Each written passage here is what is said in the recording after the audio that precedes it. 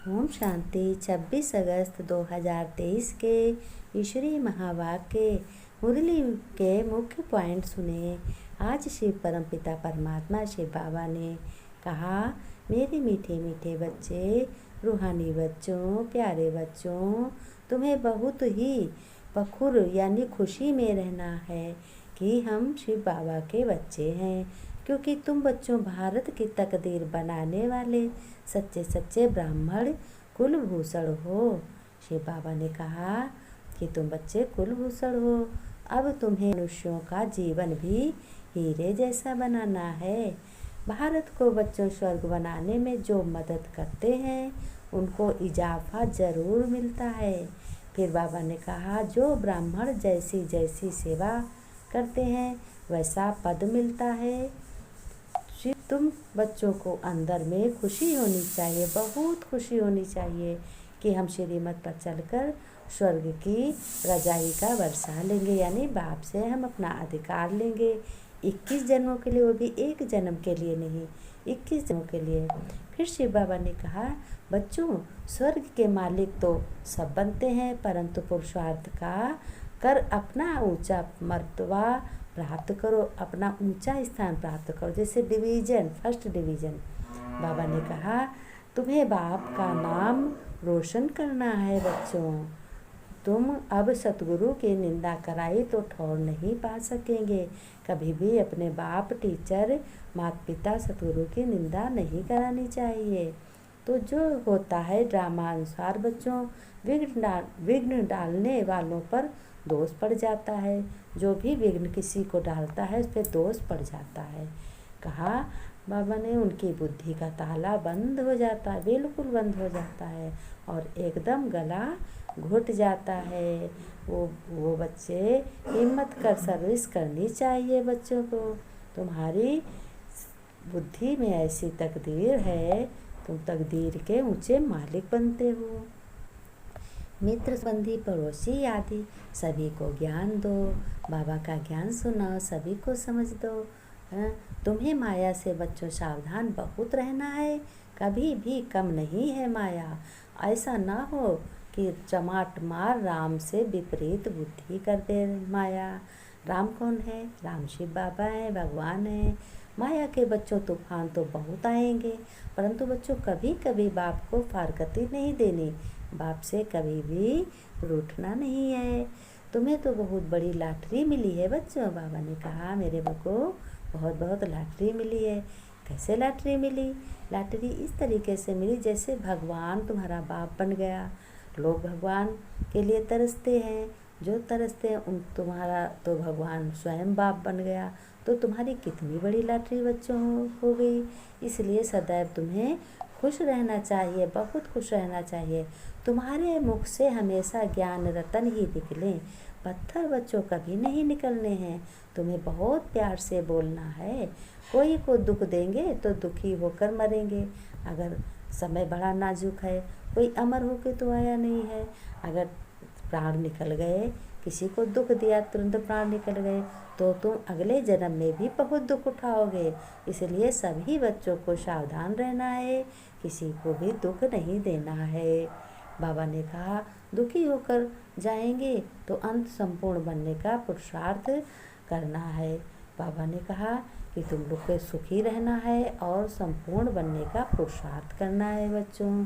तुम्हें तो खुशी होनी चाहिए मेरे मीठे बच्चे, तुम्हें नशा होना चाहिए कि हमारी तकदीर स्वयं बाप ने जगाई। किसने जगाई? बाप ने, भगवान ने जगाई।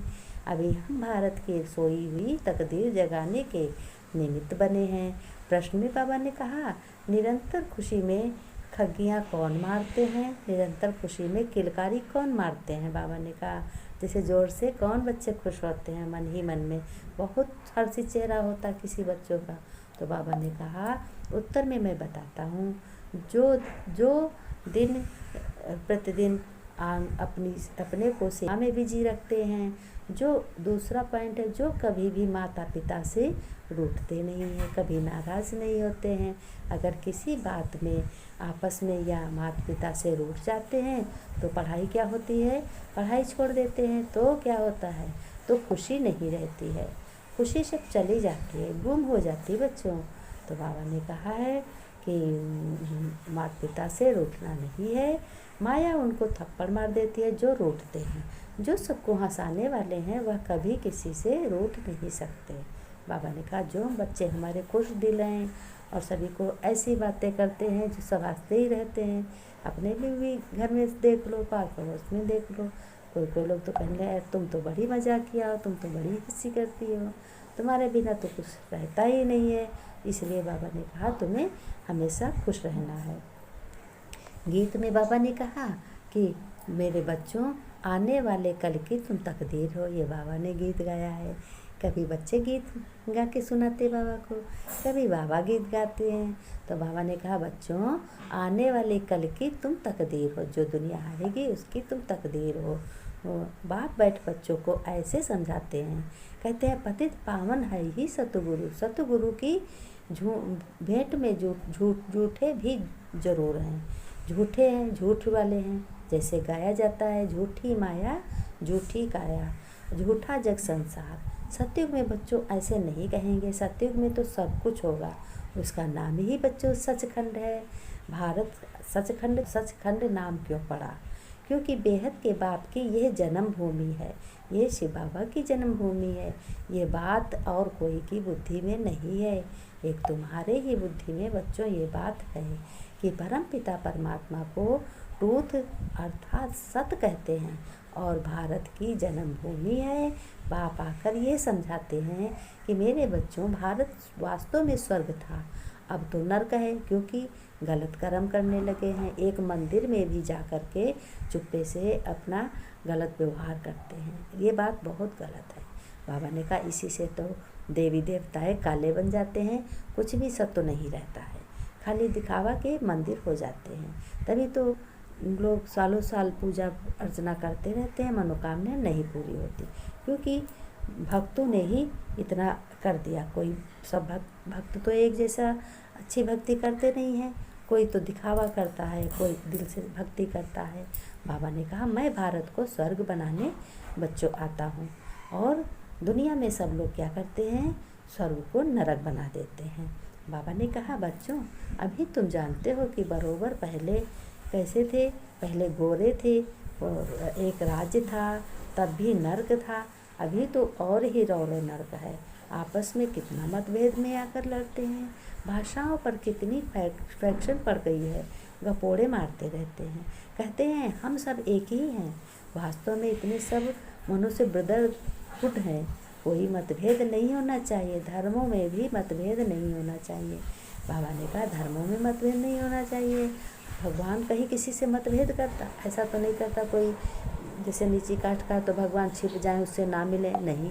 बाबा ने तो देखो राम बन कर के शिवरी को भी दर्शन दिए, उनके भी झूठे बेर खाए, है ना, क्योंकि प्रेम में बाबा तो भगवान तो कभी मतभेद नहीं करते, तो इंसान क्यों मतभेद करता है?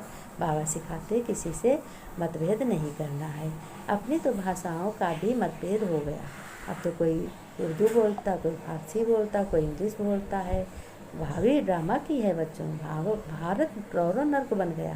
कितनी आपस में दुश्मनी है, कौरव जैसे। और कौरव की लड़ाई कैसी थी, लगी थी ना, घर ही में अपने परिवार में भी लगी थी। तो बच्चों ऐसे करो, कौरव जैसे नहीं बनना, तुम्हें पांडव बनना है। पांडव तो तुम यहाँ बैठे हो बाबा के पास, तुम बच्चे सच्चे सच्चे ब्राह्मण कुल, भारत की तकदीर हो। बाबा ने कितना अच्छा कहा है, मेरे बच्चे भारत की तकदीर है। और बच्चों तुम्हारा कितना नाम वाला है, तुम्हारा कितना नाम अच्छा है। स्वतंत्र चक्रधारी, अभिनेत्री, त्रिकालदर्शी, शिव त्रिमूर्ति शिव बाबा तुम्हें ब्रह्मा द्वारा त्रिकालदर्शी बनाते हैं। किसके द्वारा बनाते हैं? ब्रह्मा द्वारा बनाते हैं। तीसरा नेत्र खोलते हैं। तीजरी की कथा सुनी है, अथवा सत्यनारायण की कथा व अमर कथा, बात एक ही है। अब तुम ये सत्यनारायण अमर कथा रोज ही सुनते हो मुरली बाबा की, तुम भारतवासी अमर कथा सुन रहे हो। ये क्या है? ये भी अमर कथा है। जैसे भारत में बाबा ने कहा, पूछते हैं बाबा सर्विस कैसे करें, बाबा ने समझाया। जो बाबा ने कहा मेरे बच्चों सभी को तुमको आदर सत्कार से बोलना है, और बाबा ने कहा पतित पावन जो बाप है उनकी श्रीमत का पालन करना है और आसुरी मत पे नहीं चलना है। शिव बाबा ने कहा मेरे मीठे मीठे बच्चों, तुम्हें घर गृहस्थ में रहते हुए किसी को दुख न लेना है न देना है। सभी से प्यार से घर गृहस्थ की पालना करनी है और प्यार से रहना है। सभी को अपने अच्छे से संभाल करनी है और सभी बच्चों को सदा खुश रहो, मुस्कुराते रहो। ओम शांति।